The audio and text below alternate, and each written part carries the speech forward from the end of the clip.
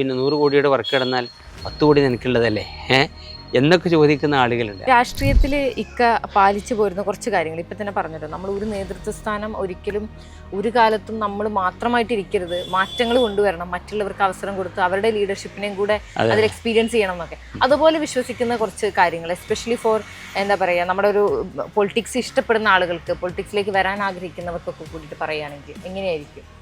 ഒന്ന്, പൊളിറ്റീഷ്യൻസിന് പിന്നെ ഒരു ജനപ്രതിനിധികൾക്ക് ഒക്കെ മാന്യമായ ഒരു ജീവിക്കാനുള്ളൊരു സപ്പോർട്ട് കൊടുക്കണം, സാമ്പത്തികമായിട്ടും മറ്റുള്ള കാര്യങ്ങളൊക്കെ.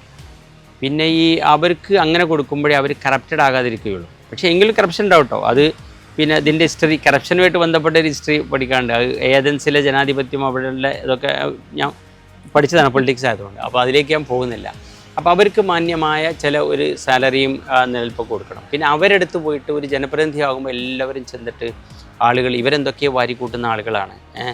ഇപ്പോൾ എന്നോട് തന്നെ എൻ്റെ കുടുംബത്തിലുള്ള ആളുകൾ തന്നെ എന്നോട് പലപ്പോഴും അവരുടെ ഇന്നസെൻസി കൊണ്ട് ചോദിക്കുകയാണ്.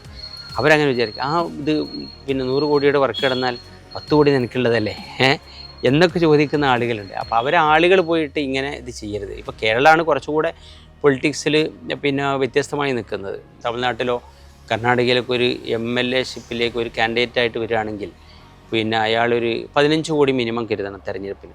പിന്നെ സ്വാഭാവികമായിട്ടും 15 കോടി ചിലവഴിച്ചാൽ ആ 15 കോടി ഉണ്ടാക്കാനുള്ള അയാൾ നോക്കുമല്ലോ. അപ്പം അങ്ങനെയുള്ള ചാൻസ് കൂടി ഉണ്ടാകുമ്പോൾ, പക്ഷേ കേരളമാണ് അതിൽ നിന്ന് വേറിട്ട് നിൽക്കുന്നത്.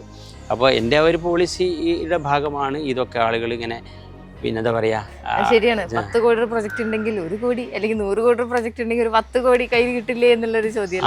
അല്ല, കേരളത്തിലൊന്നും അത് ഉണ്ടാക്കാനും കഴിയില്ല കേട്ടോ. കേരളത്തിൽ ഒന്നും ഉണ്ടാക്കാനും കഴിയില്ല അങ്ങനെ വിചാരിച്ചു. പക്ഷേ തമിഴ്നാട്ടിലും കർണാടകയിലൊക്കെ അത് എന്താ പറയുക, സമൂഹം അംഗീകരിച്ച ഒരു ഇതാണ്. ഒരു വർക്ക് ഗവൺമെൻറ് തന്നെ ഒരു വർക്ക് കൊടുക്കുകയാണെങ്കിൽ അതിനനുസരിച്ചുള്ള ഇപ്പോൾ കോൺട്രാക്ടേഴ്സ് പ്രോഫിറ്റ് എന്ന് പറയുന്ന ഒരു ഐറ്റം ഒരു 10% കൊടുക്കുന്നുണ്ട് ഇപ്പോഴും നമ്മുടെ എസ്റ്റിമേറ്റിൽ. അതവിടെ എന്താ കൊടുത്തത് എനിക്കറിഞ്ഞൂടാ.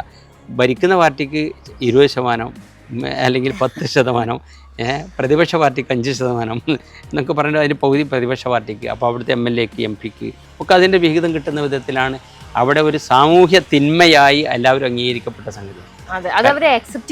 അക്സെപ്റ്റ് ചെയ്ത് കഴിഞ്ഞു. പക്ഷെ കേരളം അങ്ങനെയല്ല.